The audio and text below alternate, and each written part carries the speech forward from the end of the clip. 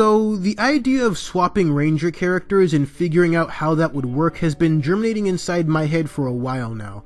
And while the title is really what started that thought process, I kept digging into it and came up with 3 examples that I found potentially interesting and fun to break down, so hopefully you'll find them interesting as well. But more than anything, I'd like this to be a chance for all of you to join in and come up with your own examples in the comments. If the ways and means aren't clear as of yet, they will be once I've gone through the first bit. So let's get into it. My first proposed swap is that of Nick Russell and Casey Rhodes. I think this move in particular would be more interesting if you retain both of their backstories and general character setups. I won't do that for every example, as you'll see, but I think it would really work here, and here's why. Mystic Force obviously places a great deal of focus on their Red Ranger, but the way that progresses as far as Nick's character is concerned always comes off as a bit scattershot, to say the least. There is a really interesting character buried in there, but I'm not sure they quite knew how to get the most out of him. And setting aside the fact that I think Casey and Jared are a beautifully conceived dynamic, thinking about how Jared was raised, juxtaposed against Nick's less than ideal upbringing, there is a potentially strong connection there too, because both of them ended up where they were due to a lack of stability in their lives, and that's before one was infected with an ancient spirit of evil. And the people who were meant to provide it didn't really pay enough attention to their emotional needs. What's more, because Nick essentially starts his journey in the same place as the towelless Jared due to that aforementioned instability, you can create this unique sense of progression that can't happen with the more mild-mannered and willing to grow Casey. Because through Theo, who would still start off better than him, and through RJ, whose attitude not only would counter Nick's, but also comes from a place of genuine authority and experience that he'd have to respect, he can grow into himself in ways Jared never got the chance to under Master Mao. And because of that, you create this strong case for Jared being able to, eventually, follow that exact same path. Knowing that beyond a shadow of a doubt, a marginally different set of circumstances might have had the now Jungle Fury Nick sitting on the same throne. Which naturally leads to the question of how this would work on the Casey side of the equation. Unlike Nick, we don't know nearly as much about Casey's past or family situation, if anything at all. His character is almost completely informed by the specifics of his circumstances and standing, and the various actions he takes in response to all of that, which of course worked really, really well. Placing him in Mystic Force wouldn't change that, but it would allow for a different interpretation of the novice to master storyline he'd still more or less go through. Because here, he'd still be the new guy, just trying to find his way, and he'd still be the leader, underqualified as he'd still be initially. But I also think, compared to Nick, he'd have a much easier time connecting to a team of Mystic Force Rangers that almost exclusively evoke Lily vibes, as opposed to Theo vibes. Now, Theo's role is obviously very important to Casey and the season, so you lose something pretty important in that too. But what you might gain is a more cohesive Xander connection, where him only putting on the veil of a leader initially, and Casey trying earnestly to become one, would allow a space for both of them to grow. You'd also probably get a lot more out of someone like Casey leading the line in Dark Wish, because then he'd likely be the first of the 5 to recognize a trace amount of good within Korag, in the same way Udana sensed an initial familiarity with him. That'd be a neat way to build into how all 3 are related, if that's a plot point that even needs to still happen. Because really, it's Casey. Empathy is one of his defining traits, so even without that, it would still very much work as a essentially substitute Weiger moment. And on top of that, all the great things the finale tries to be about, without quite putting in the legwork throughout proceedings, that all improves, since few better than Casey to see some inherent good in creatures separated from humanity, leading by example, and then having that feed into wonderful moments like this one. All in all, I think you'd get a better Mystic Force, though really, most seasons improve with a Casey in them. But there's also a case to be made for a Nick Russell-helmed Jungle Fury maintaining its high quality. The more I consider it, the more I think Jared could really work opposite Nick. For my second example, I'd like to depart from the Red Ranger space for a moment and discuss SPD and RPM. Although, if someone down below wanted to make a case for swapping Jack with Scott and vice versa, I think there's a lot in that too. But I wanted to talk specifically about Sid and Summer. As you might expect, this came about because both of them took on the mantle of suited superhero off the back of a family fortune so staggering that their teammates have no earthly concept of the things they can take for granted as givens. My thought here is that in this case, you sort of have to keep the backstories tied to the season, because Venjix ruining everyone's day is very much unique to RPM, was unique to RPM.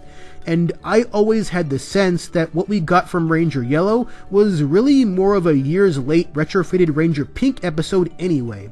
The thing here, however, is that I think they should retain their personalities.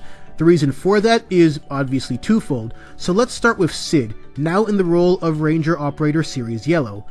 I like the idea that this take on Sid would have a tragic circumstance, but still maintain large aspects of who she is. Think legally blonde with a dash of late game Nadira, and you're on the right track. Not because the attack wouldn't change her, she'd still be pushed to become a ranger after all, but because holding on to some of that high-spiritedness, even in the wake of disaster, would be exceptionally valuable. It'd be less about completely rejecting the influence that obscenely high finances had on her life, and more about understanding and utilizing all of the various aspects of her life. For example, her still having money can mean supporting lower income communities in Corinth. It could also help fund a lot of Dr. K's projects, just to start. All while realizing she actually can work a hell of a lot harder than she thought she could. And all while learning more about how hard someone like Ziggy had to work, since he most certainly did not come from money, and that's probably how he found Fresno Bob to begin with. Now, on the other side of this is Summer in the role of SPD Pink. Given that this version of Summer would have Sid's mostly implied backstory, but still be the Summer we know, the implication is already built in that she's someone who comes from wealth and privilege, but is much more aware of all of that. SPD is a season that does, from time to time, look to speak on the institutional underpinnings of the organization itself. I often say that Z is perfect as a conduit of what SPD could be and should strive for, especially given her circumstances, but Summer would then make an interesting other side to that. Not as a counter-argument, importantly, but as someone who can be more openly skeptical than even Jack about the processes and mission statements that hover over them. She's the one that could question why a city this progressive on the face of it has rampant sexism still within its upper ranks, to say nothing of the whole SPD are the real monsters statement. Something like that would vindicate her entire character here. This would make her connection to Jack even stronger than what it ended up being with Sid, and much more vital to what the season could go on to say. Taken all together, I like the idea of Summer as a sharp, outwardly vocal mouthpiece for the at times questionable ways SPD goes about operating. Because remember, in RPM, she's part of the scrappy Venjix victim team fighting against the New Age power structure, including fighting against the dubious ways her parents still operate as if the world didn't drastically change. But in SPD, she'd be working for the power structure. All that while still maintaining a genuine level of, if not empathy, then at least sympathy in order to push the plights of the disenfranchised more to the forefront, as opposed to the afterthought a lot of that ended up being. And last on the docket, swapping the Reds of Megaforce and Dino Fury. This idea all really comes down to how either season chooses to utilize various ideas, including but certainly not limited to the legacy of power and how the particular characters of Troy and Zayto speak to all of that through their presentation and personality. It's no big shock these days that I have a much higher opinion of Troy than most people, though I'm still somewhat mixed on him overall as a fully fledged character. But, in its own incidental way, Dino Fury ended up writing a damn near perfect situation for Troy specifically, one that could have worked with Zayto, but as is, barely works at all. Not that anything Rafcon related really does. It gets a bit tricky here in terms of which details to carry over from one show to the other, but let's say that all the things Zayto did in the season as is are the things Troy now has done. With the vastly improved direction and punchier dialogue that Dino Fury has in spades over Megaforce, it's easy to see how you can turn an often maligned character like Troy into a fan favorite overnight, all while maintaining his quieter, more antisocial nature. Him being that so consistently fits well into his resistance to vulnerability and his resistance to outward expression, all fueled by this version of Troy also being haunted by dreams of warfare, except in his past and not his future.